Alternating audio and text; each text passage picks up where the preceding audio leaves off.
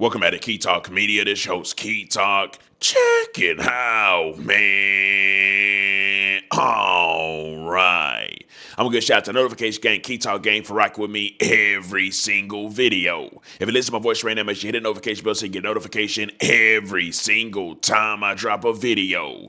Anyway, so now everybody knows that Hernandez Govan was actually found not guilty. Well, it does look like Kenny Mooney, one of Young Dolph's artists, came out and he has something to say about that, as well as some other street niggas that's now working for the FBI. So he said rats don't die, they multiply. What you expect? That shit's sad, but it's true shit. Watch how many more street niggas go apply for the FBI. Shit come with Lambos and all. So obviously the first part, he's talking about Hernandez Govan, but after that, he's just saying in general, it's a lot of street niggas, a lot of bosses people that y'all think is just super certified, super bosses, but they over here working for the FBI. Now, this is what I had to say, right? I said, I keep telling y'all, if the organized black leaders, the black leaders that was actually organized, got infiltrated, street gangs are easy to infiltrate for the feds. Every crew has a current or future rat 100%. The proof is literally inside the pudding right now. If I take you to the comment section, see what I had to say. Somebody says, yeah, it's different in the streets now. A lot of dudes who putting on in the club and turning up the hood, driving foreign cars, jewelry, and money, etc., are working for the feds. So the feds are definitely taking care of all of the streets. The people in the streets and the rats. This is what I try to tell y'all. So a couple of years ago, I said, man, the rats really run the streets. Why? Because I can literally see what in the blue hell is going on. Now, what I mean by the rats run the streets is it don't matter how much money you got, how much respect you got. One rat can bring you down to your knees and have you locked away for the rest of your life while they're actually participating and doing what you're doing with you just to collect information,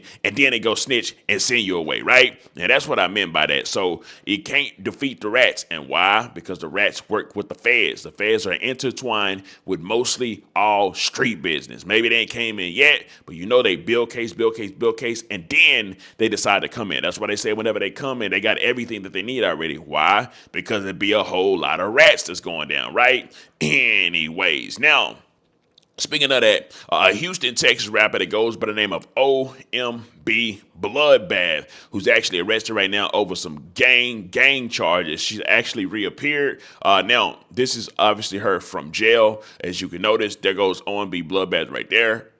And what she said, what would I be if I ain't have God or have my team, family, business? So that's obviously her family. But for those that hasn't seen OMB Bloodbath for a long time, she has been inside of jail. I don't know how much time she actually got, but I know it's some super serious, like gang leader type of charges, something like that. At least that's what they were saying. But anyways, let's go and take it over here to the next topic of today. So up next, what we talking about? Listen, man. Up next is what we got to talk about. Donald Trump said he is going inside of Chirac. He said he's tired of seeing, and when I say this, I want y'all to understand this. He said he's going inside of Chirac. He said there is a lot of African-American women and people begging him to come do what he did inside of D.C. Now, if y'all know what he did in D.C., the feds, the marshal, a whole lot of people that's worked with the military and stuff like that was inside of D.C. hopping at the cars, arresting people for super small infractions or whatever they may be doing, trying to pretty much clean up the streets, right? Now, of course, the people inside of Chirac will be begging for that as well, because we already know what's in the blue hell is going on inside of Chirac. A whole lot of sliding, gliding, and then now everything online. So you can't even defend it and be like, no, it's not happening. No, it's literally online. Go to YouTube. It's documentaries. You know what I'm talking about? We live in a day and era where the top killers actually got documentaries. But anyway, so it says, Trump and them coming for the small sector of Chirac savages next. It's not the entire black community. It's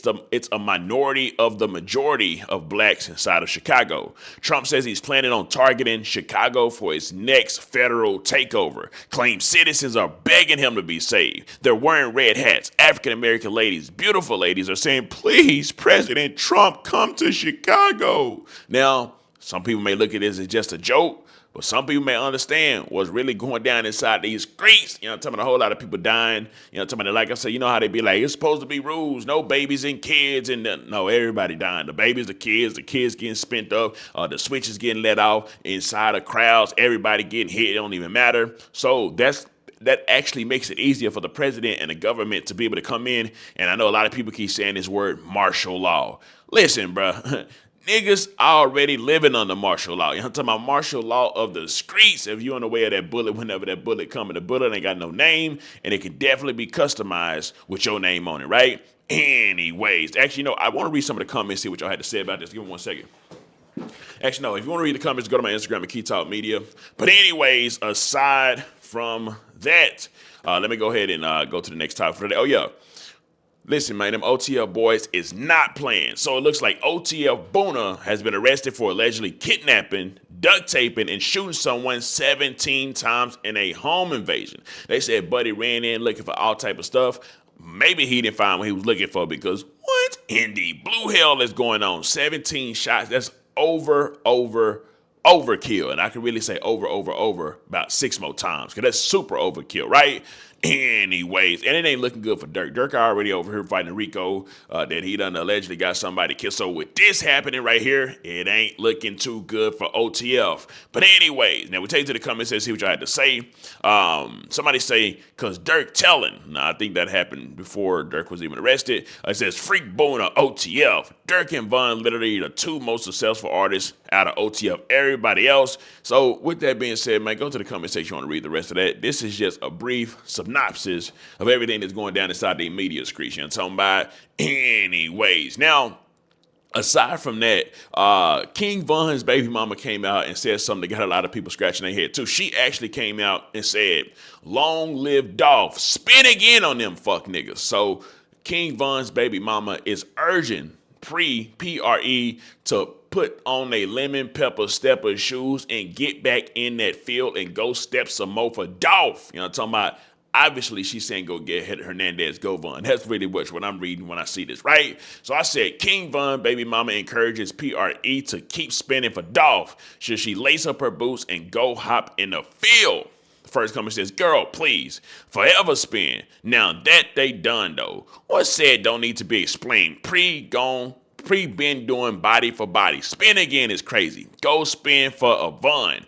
Spinning ain't bringing family back. Shake my head. She got to stay in her place. So a lot of people think she ain't staying in a woman's place by saying this. But I'm be real, man. Listen, I think the women is out here spinning and stuff too now. You know, talking about, I think we're going to see more of that as time goes on. Anyways, I ain't going to read the rest of the comments. You know, talking about, you want to read the rest of the comments, go to my Instagram at Key Talk Media. You will be able to see the rest of those comments. Now, the final story of the day.